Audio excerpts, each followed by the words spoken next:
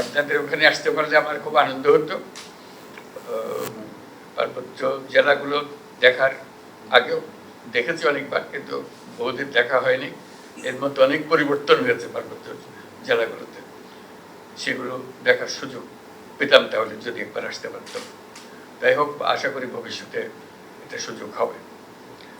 আমার লোভ হয়, কারণ এটা একটা অত্যন্ত চমৎকার একটা এলাকা। চমৎকার শুধু দৃশ্যের জন্য না, সৌন্দর্যের জন্য না, সৌন্দর্যের জন্য এটা বাংলাদেশের সবচেয়ে বোধহয় সুন্দর এলাকা।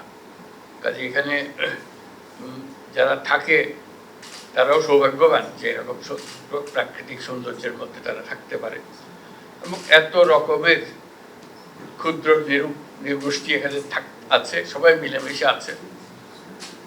মিলেমিশে থাকতে হলে সমস্যাও হয়, সমস্যাগুলো আছে, কিন্তু সমস্যাগুলো সমাধানযোগ্য।